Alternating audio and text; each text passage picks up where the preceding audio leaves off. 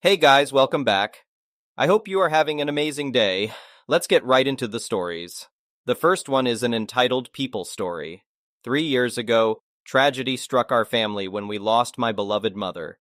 The pain of her absence was particularly heavy on my father's shoulders, leaving him alone in the house they had built together, which had once been filled with love and laughter. Seeing my father succumb to depression, my sister and I became increasingly concerned about his well-being. After a year, my sister and I offered my father the option to live with one of us in the neighboring city, hoping that his loneliness would diminish. Although we were just a short distance away, my dad insisted on maintaining his independence. Despite his arthritis, he felt capable of taking care of himself. As a compromise, we found a cozy little house for my dad in the same city where my sister and I resided. The house my parents had called home was sold to a distant relative, ensuring it remained within the family. My dad settled into his new home, accompanied by his trusty 2016 Aveo car. Being in the downtown area, he could easily walk to nearby places, rendering his car motionless for weeks at a time. The young couple living next door took advantage of this situation and struck a deal with my dad to park one of their cars in his driveway. They had 3 cars, but only enough space for 2 in their own driveway. Despite the inconvenience it caused, my dad agreed to their request. Whenever he needed to use his car, he simply asked the couple to move theirs, and they always obliged, displaying politeness. While I wouldn't have been as accommodating as my father, the arrangement seemed to work well for them. However, one fateful day, when my dad planned to drive across town to visit a cafe he and my mom had cherished, he went over to the neighbor's house to request them to move their car. Surprisingly, the wife was absent, and the husband explained that she had taken their other car, leaving the keys to the car obstructing my dad's driveway. He assured my dad that he would call her to resolve the situation promptly. Unfortunately, this nice guy turned out to be anything but considerate. An hours passed, and the car remained immobile, casting darkness upon my father's plans. With his vision problems, it was unsafe for him to drive at night. The neighbor's behavior became increasingly inconsiderate, taking advantage of my dad's generosity. A few days later, my dad called me, inviting me to pick him up and join him at a car show. It was one of those gatherings where vintage vehicles paraded in a parking lot. My dad's passion for cars was rekindled, and I was delighted to see him eager to leave the house for once. I immediately agreed to his invitation. When I arrived at my dad's house, I discovered that the neighbor's car was blocking my dad's vehicle. He informed me that he had asked the neighbor to move it when he called me that morning, which was 2 hours before my arrival. I reassured him that I would handle the situation and promptly called a tow truck to remove the neighbor's car. Ever since my mother's passing, I had become fiercely protective of my dad. I could sense that he yearned for companionship, and it seemed like some people noticed his vulnerability and took advantage of him. I was determined to put an end to it. The tow truck arrived swiftly, and as the car was being hoisted, the neighbors finally emerged, shouting at my dad and questioning his actions. Calmly, I explained that they were no longer allowed to park in his driveway as they had been exploiting his kindness, and I wouldn't tolerate such behavior. The neighbor, now infuriated, launched into a lengthy rant, claiming that he didn't possess the proper documentation for the car and fretting over how he would retrieve it. He begged the tow truck driver to release the vehicle, but the driver, abiding by legal protocol, informed him that once the car was on the truck, it had to be taken to the tow yard. The neighbor was left seething with anger. Little did I know at that moment the unfolding events were about to take a startling turn. As fate would have it, the truth behind the neighbor's car would soon be exposed. I learned through one of my dad's concerned neighbors that the husband had been arrested for carjacking. The stolen car, which had been reported missing, was traced back to him. It became clear that the neighbor's intention in parking the car in my dad's driveway had been an elaborate ploy. If the police had discovered the stolen car on my dad's property, he would have been implicated. The girlfriend, in a desperate attempt to distance herself from her husband's actions, claimed ignorance, stating that he had arrived home one day with the car, and she had no prior knowledge of its origin. This revelation made me wonder if their decision to park the car in my dad's driveway had been a calculated move from the beginning. With the husband now behind bars, the wife hastily vacated the rented house, realizing the consequences of their actions. The swift departure allowed my dad to regain complete control of his driveway, finally reclaiming his independence and freedom to come and go as he pleased. The next one is a pro-revenge story. This one is a double government employee event, and what you should know is if you get the attention of a government employee and make them angry, they will make your life a living hell. Sorry, this is a long one. The setup is that I was working for a local county government in the permitting department that handled drainage and floodplain enforcement. I received a complaint from a homeowner, nice guy, who lived next door to a house that was part of an incorporated village, not a nice guy. The nice guy lived in an unincorporated portion of the county, and hence the call to me as an agent of the county. I drove out to the site to investigate and discovered some interesting facts. The permitting agent for the village allowed the incorporated homeowner to fill his lot, affecting the drainage, which caused the unincorporated lot to flood every time there was anything more than light rain. Nice guy indicated that there was some tension between him and the not nice guy, and part of the issue was that nice guy and his partner were a gay couple. This raised a red flag for me, but in trying to be impartial, I took the information and some photos for the file and indicated that I would contact the village to find a resolution. I wrote a letter and then called the village inspector, Jackwagon, to discuss. Jackwagon told me that the village could do as it pleased and that I could do nothing to stop not nice guy from doing as they pleased, since it was approved by the village. There was then a comment about those types of people, the gay couple, making complaints just to cause trouble. I was now on the case, and it was time to make sure everything done on the incorporated lot was 100% legal. At this point, the game was certainly on, because if there is one thing that grinds my gears, it is bullying. I went back out and spoke to the nice guy to let him know what I was up to, and also that I was not going to let this slide. I then started investigating the elevations on the two lots and the fill that had been placed on the incorporated lot. The not nice guy came out and started getting belligerent about my presence and ongoing investigation. He incorrectly stated that I did not have jurisdiction over his lot and that he would be calling the police. I patiently listened and then pulled out my two-way radio and requested that the home base dispatch both a village and a county police unit to the location. I then indicated that since there was a regulatory floodplain on his lot, I did in fact have jurisdiction and that I would be exercising my right to determine the impact of his fill activities upon that floodplain. Both of the police units showed up and I let them know what was going on. They were both appropriately agitated to have to waste their time and let not nice guy know that I was within my authority to proceed with the investigation. A little while later, while I was measuring things, Jackwagon showed up. He started berating me about harassing the village resident and threatening to call my boss and file a complaint and so forth. I invited him to do so, quoting which parts of the code he should indicate I was violating. I was using marking paint to show the limits of the floodplain for the photos for the file. And what do you know, Jackwagon's shoe got painted when he tried to stop me. Obviously, he was even angrier, as was the homeowner, due to very bright orange paint in the grass in his yard. I pointed out that I had done the same on the neighboring lots, but they just kept complaining. It was actually marking chalk that comes off pretty easily. Interestingly, I found two significant issues on Not Nice Guy's lot. One, there was fill placed in the floodplain, and two, a garden shed was built on the fill and partially within the floodplain. Both were big no-nos and actually violated federal law.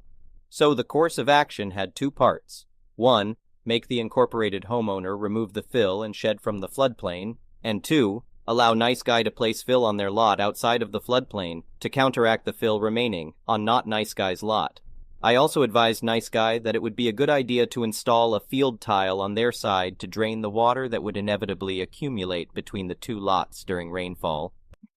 Predictably, Not Nice Guy and Jackwagon became super angry when I sent the letter informing them of the violations that needed to be corrected, removing fill and shed, or applying for a revision of the floodplain with the Army Corps of Engineers. Good luck with that. This led to a meeting at the county office with Not Nice Guy Jackwagon, my supervisor, and myself.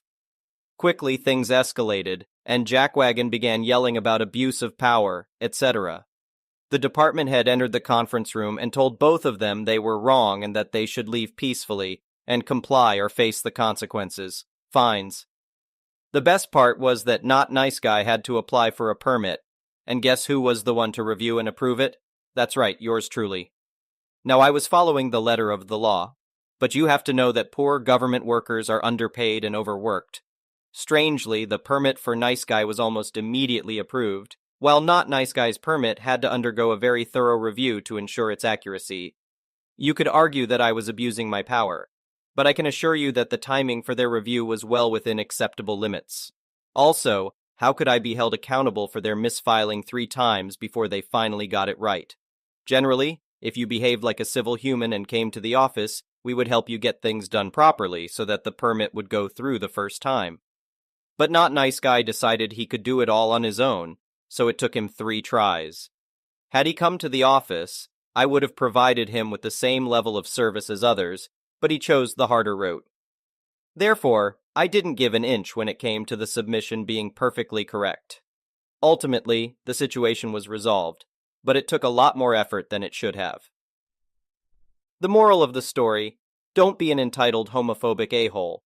The next one is a petty revenge story. This past weekend, my mom visited me in Canada from Ohio to celebrate my daughter's birthday. We've been through several periods of no contact throughout my adult life because of these issues. Then eventually I'd feel bad and let her back into my life. Then she starts the cycle of verbal and emotional abuse again and tries to cross any boundaries I've established. She spent most of the trip lecturing everyone she could about Donald Trump and guns. None of my friends or in-laws up here are American. Everyone is pretty left-leaning, just like her. I am also very left-leaning, but I've grown up with guns because my dad collected them and we would occasionally go shooting. During one of these rants, I made the mistake of saying I didn't really care too much about guns, but I enjoyed going to the gun range with my brother-in-law. I also said I understood why people want to own guns and felt like they needed them to protect themselves and their family. Hoo boy. In my mom's eyes, that made me some right-wing gun nut who was okay with school shootings. I wish I was being hyperbolic, but I'm not. At one point she said next time I went to the gun range with my brother-in-law, she hoped I heard the screams of the children at Parkland in my head. She also said she hoped my daughter was safe when I buy a gun. Over the visit, it became clear that this is going to be one of those interactions where things are going to spiral into a tornado of craziness that will affect everyone's lives that are even tangentially involved in the fight. It culminated with us getting into an argument in the car, and she canceled the whole visit. It would have ended there, but my mom came back to my house 5 times to continue the fight. I told her to leave several times before I called the police because she tried to force her way in and was making a scene in front of my house. She ended up checking out of her hotel and heading home before the police could talk to her and tell her to stay off of my property. The next couple of days, she sent me texts and left voicemails filled with insults and more nonsense about guns and Donald Trump, as if the crux of our disagreement was about guns and not her crappy parenting or her refusal to get help for what I'm pretty sure is some kind of personality disorder. So yesterday I was telling my wife about some of the texts and voicemails I had received from my mom, and my wife said to me, I did something bad. I asked her what it was, and she told me that she almost wrote my mom an email telling her off. Luckily, my wife said she was way too Canadian for an actual confrontation. So her revenge? I signed your mom up for every NRA and gun mailing list I could find. The next one is an entitled people story. I have a coworker who is really disorganized and waits until the last minute to schedule things, which frequently results in calling a meeting at 4 o'clock on a Friday. Just to give you some context, my 8-hour workday ends at 3 o'clock, so these meetings make for 10-plus hour days. Moreover, because my coworker is so disorganized and unprepared, we often have to cover tasks that should have been done ahead of time, such as creating an agenda or defining desired outcomes during the actual meeting. Since these meetings are mandatory, usually occurring once or twice a month, I have to attend them regardless of the scheduled time. I receive overtime pay for working beyond regular hours, but my coworker is expected to provide at least a week's notice. Personally, I would prefer having free time rather than the extra money. Normally, if I don't receive notification by Thursday afternoon that the meeting has been scheduled for 4 o'clock on a Friday, I make other plans for the weekend, like hiking, biking, or going out. Yesterday, Friday, my coworker attempted to schedule the meeting for 4:45 but didn't add it to my calendar until 3:05. By that time, I should have already finished work, but a meeting at the end of the day ran a few minutes late, so I was checking my email and preparing to wrap up for the weekend. I noticed the meeting request and replied that the notice wasn't sufficient for a meeting outside of regular working hours.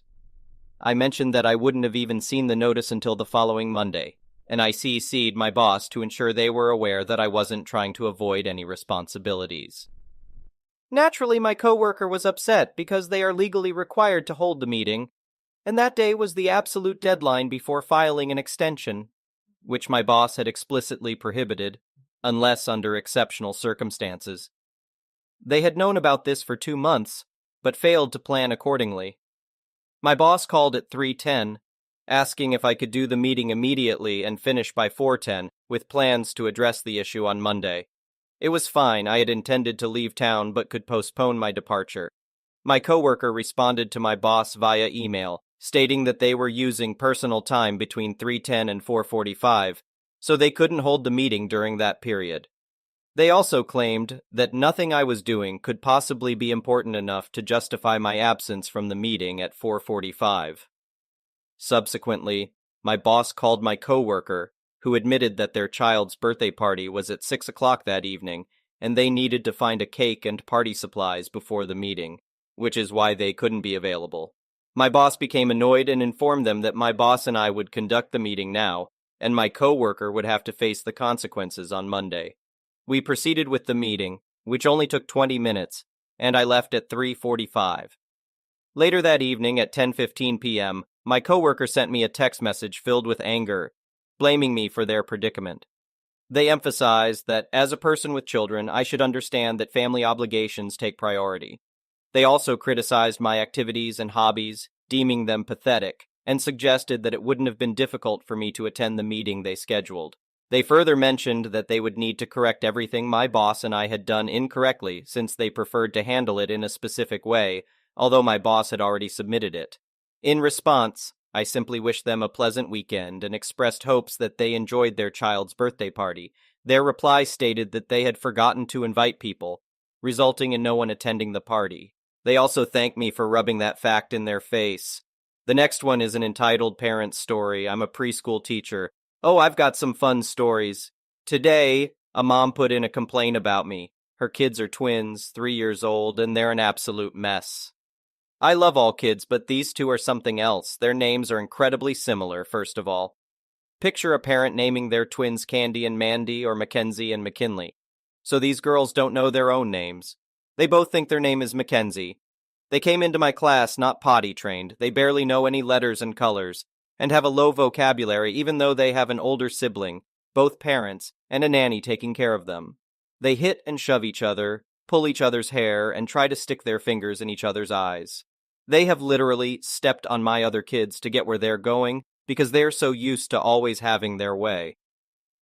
One of them, McKinley, can be cute, and I had already made progress with her.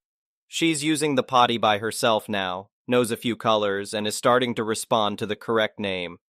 Then there's Mackenzie. This child literally clutches her pearls and looks offended if I ask her to do basic things, like clean up her toys, go potty, or line up for recess. She gets angry if she's told to say please, screams, "Chicken!" if she doesn't like her lunch and says no, while giggling to everything she's told to do. Now I would speak to her entitled mother at pickup about the behavioral issues, but even I softened it and didn't tell her everything this kid does. The entitled mother would insist that all of their behavior was because they speak 2 languages. Sorry, Mackenzie knows exactly what go potty means. She just doesn't like to do it. So last night she was throwing a bigger fit than usual. I told her she could stand up and walk to the potty, or I could carry her, but laying down and kicking her feet wasn't an option.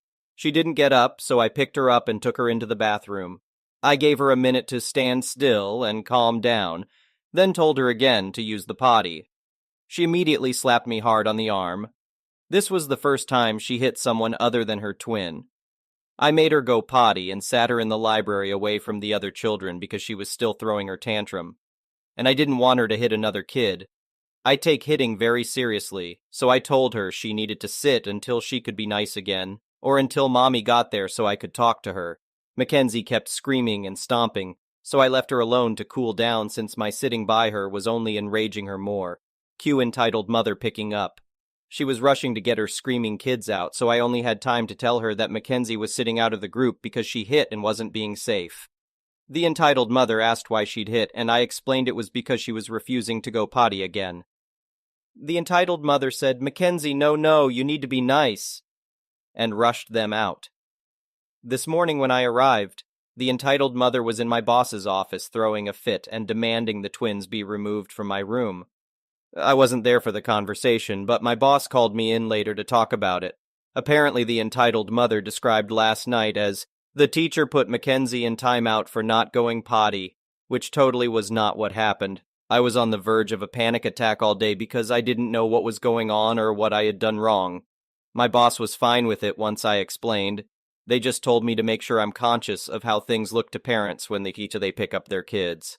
The twins were moved to the other preschool class, and at the end of the day, I overheard that teacher crying to the manager because the entitled mother had bawled her out over something too. The woman cannot handle her children getting any kind of discipline whatsoever. Unfortunately, schools have schedules to keep, and we can't spend 45 minutes waiting for your child to decide to go potty on her own. When she first enrolled them, she asked my co-teacher if we could spoon feed them. They're in preschool. Their classmates speak in full sentences, draw detailed pictures, count to 30, say the entire alphabet, and some can write their names already. I'm so hoping the entitled mother just pulls them out of the school because if she tries to put them in my class again, I'm not taking them. I'm not going to put my entire class behind because I have 2 children in my class who I'm not allowed to teach. Thank you for watching. I would really appreciate it if you could like the video and subscribe to our channel if you haven't already.